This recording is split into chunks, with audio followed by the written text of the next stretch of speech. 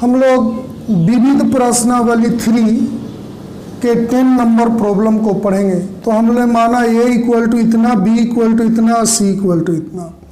अब देखो ये जो हमारे पास मैट्रिक्स है वो क्या है, तो एक निर्माता है जो 3 प्रकार की वस्तुएं x, y, z उत्पादन करता है, जिन्हें 2 बाजार में विक्रय करता है। ये बाजार फर्स्ट है, ये बाजार सेकंड है।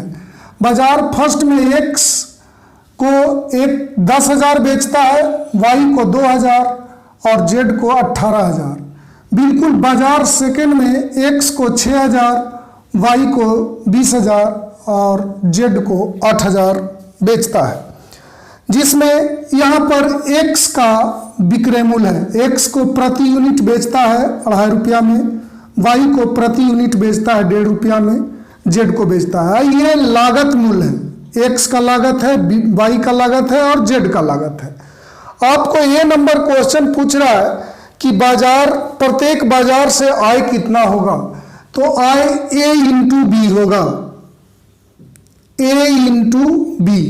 कुल आय निकल जाएगा बाजार फर्स्ट और बाजार सेकंड का। तो ये हमारे पास है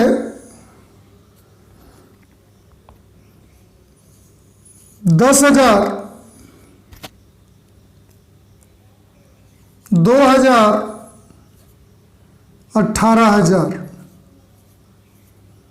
फिर बी है हमारे पास 6,000, 20,000, 8,000।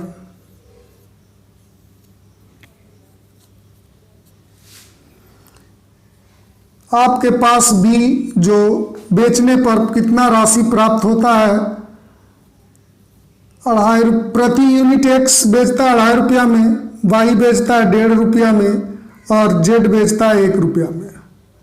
अब देखिए a इंटू बी कीजिए तो ये हो जाए, इससे इसमें गुना कीजिए तो 25,000 होगा, प्लस ये 3,000 होगा, प्लस 18,000 होगा। अब इससे इसमें कीजिए 15,000, प्लस इससे इसमें कीजिए 30,000, इससे इसमें कीजिए 8,000। तो ये आपके पास आ गया, इसको जोड़ा जाए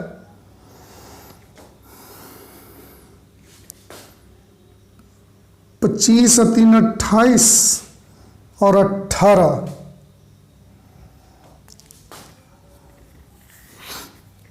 46,000 हो गया।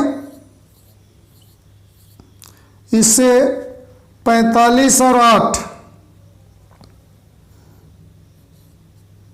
53,000 हो गया। ये जो आया आप लोग ध्यान से देखिए, a इंटू बी आया तो ये बाजार फर्स्ट से आया है, ये बाजार सेकंड से आया है।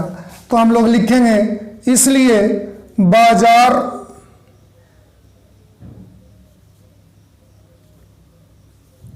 फर्स्ट से प्राप्त कुल आय इक्वल टू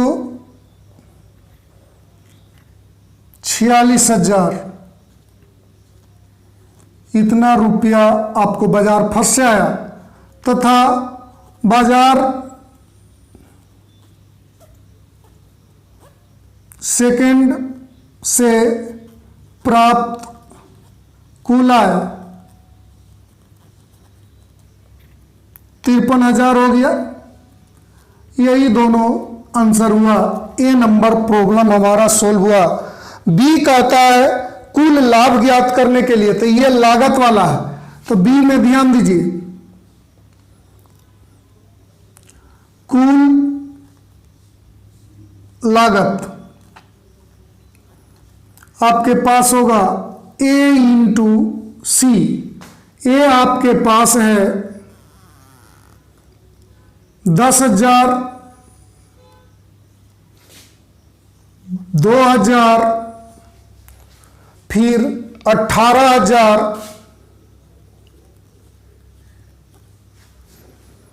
6,000, 20,000, 8,000। ये हो गया। सी आपके पास इतना है तो सी हो गया 2 रुपया हो गया, 1 रुपया हो गया, 50 पैसा हो गया। अब देखिए ये दोनों को मल्टीप्लाई करेंगे तो लागत निकल जाएगा। तो मल्टीप्लाई किया जाए, इससे इसमें करेंगे तो 20,000 प्लस 2,000 प्लस 9,000, इससे इसमें कीजिए 6,000, 12,000, 20,000, 4,000।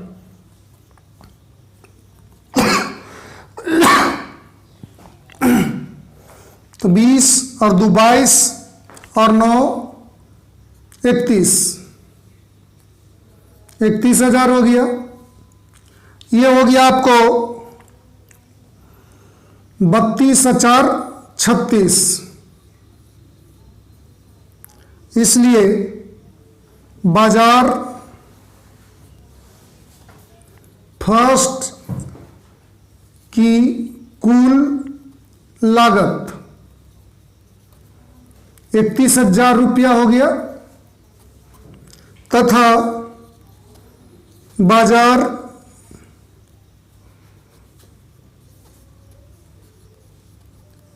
सेकंड की कुल लागत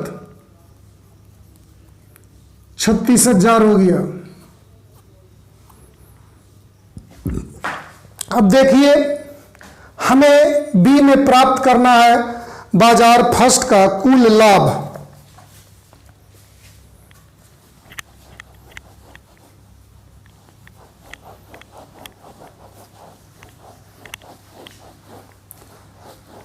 बाजार फर्स्ट का कुल लाभ और बाजार सेकंड का कुल लाभ ज्ञात करना है। तो देखेंगे बाजार फर्स्ट की कुल लाभ क्या होगा। आपके पास आय इतना है, लागत इतना है, तो आय में से लागत को अगर घटा दे तो लाभ निकल जाएगा। तो आपके पास हो गया 46,000 माइनस 31,000, तो आपके पास आ गया 15,000। तथा बाजार सेकंड की कुल लाभ, बाजार सेकंड आपके पास है, लागत आय इतना है और लागत इतना है, तो आय में से लागत को घटा दीजिए तो लाभ निकल जाएगा। 53,000 माइनस 36,000। अब इसको घटाइए तो कितना बचेगा, 17,000। यही आंसर हो गया। अब हम लोग 11 नंबर को देखें।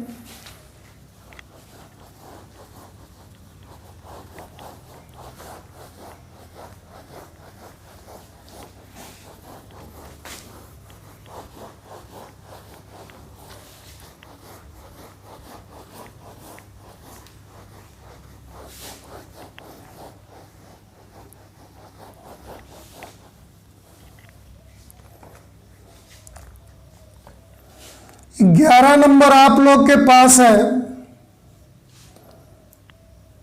x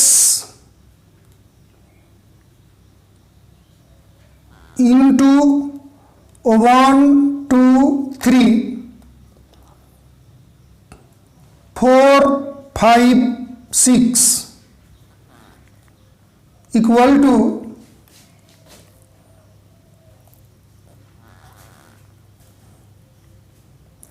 -7 -8 -9,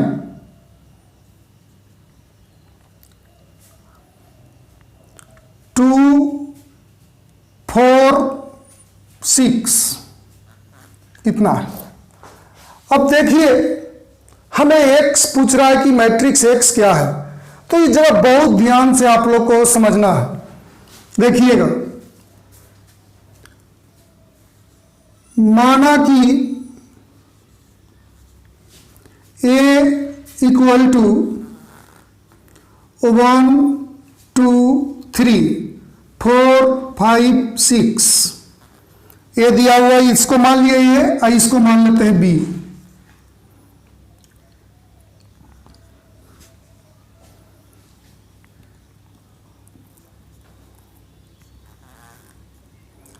-7 -8 -9, 2 4 6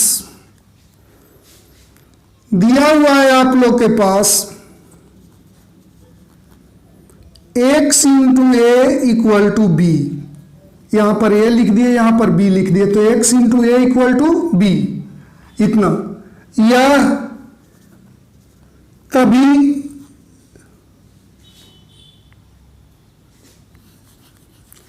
x into A equal to B, यह जो दिया हुआ है इसके बारे में एकदम ध्यान से देखिएगा। यह तभी संभव है जब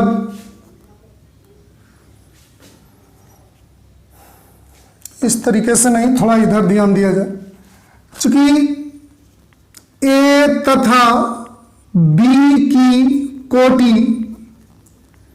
2 बाई ए तथा बी दोनों की कोटि 2/3 है, इसलिए x की कोटि 2/2 होगा। इसे समझा जाए, जैसे देखिए x की कोटि मान लेते हैं m/n। आपके पास देखिए x इंटू ए है, तो ए से इसमें मल्टीप्लाई कीजिए, तो ये कितना है 2/3 है, 2/3। तो ये गुना तभी संभव होता है जब ये दोनों बराबर हो। तो n इक्वल टू 2, और इसकी कोटि क्या आएगा m/3, ऐसा आ गया। और m/3 किसके बराबर होना चाहिए, इस b के बराबर होना चाहिए। x इंटू ए किसके इक्वल होना चाहिए, तो b के इक्वल होना चाहिए। तो b की कोटि क्या दिया है 2/3 दिया है, तो ये दोनों x, ये x इंटू ए हुआ, ये b हुआ। ये दोनों सेम तभी होगा जब m बराबर क्या हो 2। तो m बराबर 2, तो n बराबर 2, m बराबर 2, यानी कि x की कोटि अगर हम m/n लेते हैं तो हमको पास m आ गया 2 और n आ गया 2, यानी कि x की कोटि कितना होगा 2/2। तो वही लिखें कि x की कोटि क्या होगा 2/2 होगा। अब देखिए, अब इसको मानिए, माना कि x equal to A B C D, 2/2 एक मैट्रिक्स मान लिए। अब हमारे पास दिया हुआ है x इंटू ए बराबर बी, तो ये x के जगह पर हम लोग लिखेंगे ए बी सी डी। ए के जगह पर लिखेंगे 1 2 3 4 5 6। बी के जगह पर हम लोग लिखेंगे -7 -8 -9 2 4 6।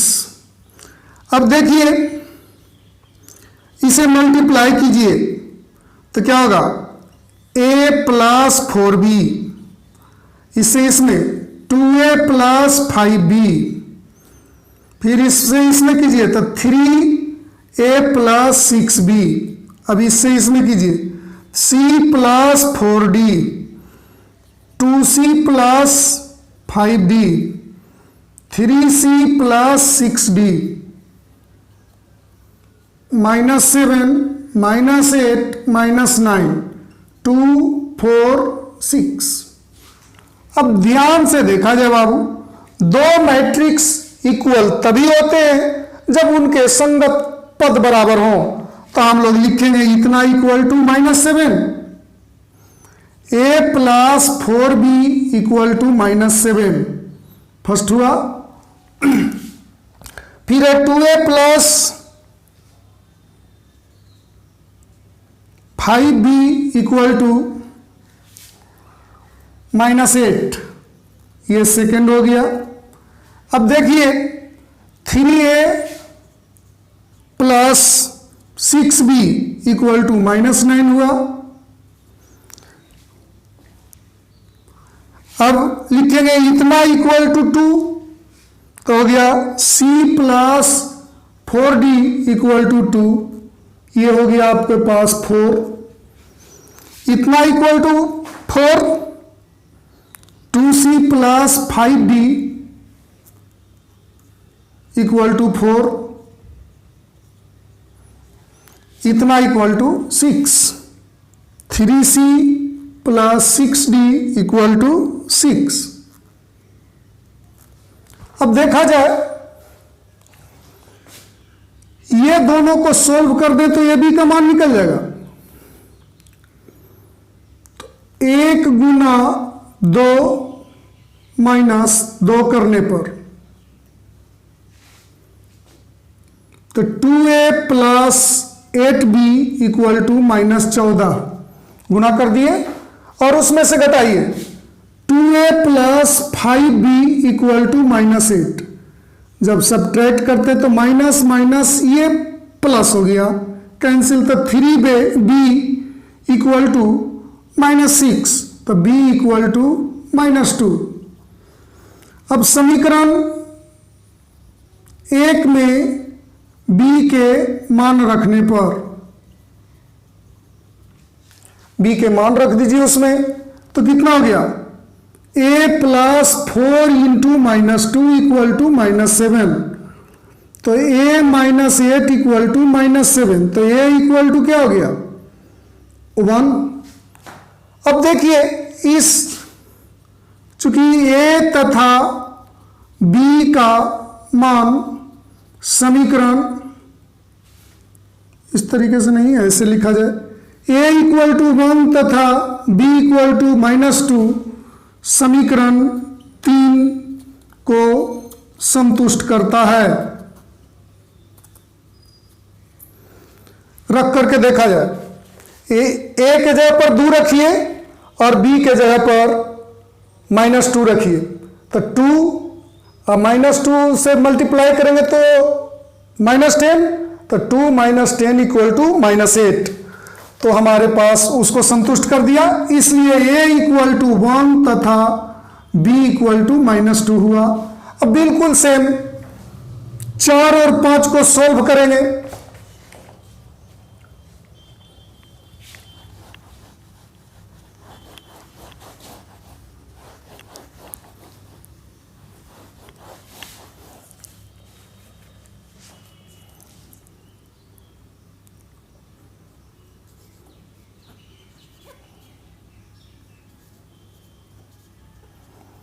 तो 4 में 2 से मल्टीप्लाई कीजिए तो क्या होगा 2c plus 8d equal to 4, -5 कीजिए तो 2c plus 5d equal to 4, minus minus minus ये कैंसिल हो गया, 3d इक्वल टू 0, तो d इक्वल टू 0।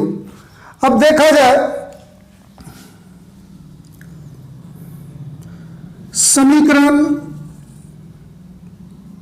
4 में d के मान रखने पर c प्लस 4 इंटू 0 बराबर 2, तो c इक्वल टू 2। चूंकि c इक्वल टू 2 तथा d इक्वल टू 0 समीकरण 6 को संतुष्ट करता है, इसलिए c इक्वल टू 2 तथा डी इक्वल टू 0 हुआ। अब देखा जाए, हम लोग को x ज्ञात करना था, तो x इक्वल टू क्या माने थे उस पर ध्यान दीजिए। क्योंकि x इक्वल टू था a b c d, ऐसा था। तो a के जगह पर हम लोग लिखेंगे 1 -2, a के जगह पर 1 और b के जगह पर -2, c के जगह पर 2 और d के जगह पर 0। तो यही आंसर आ गया। आप लोग को शेष प्रॉब्लम अगले क्लास में बतलाएंगे।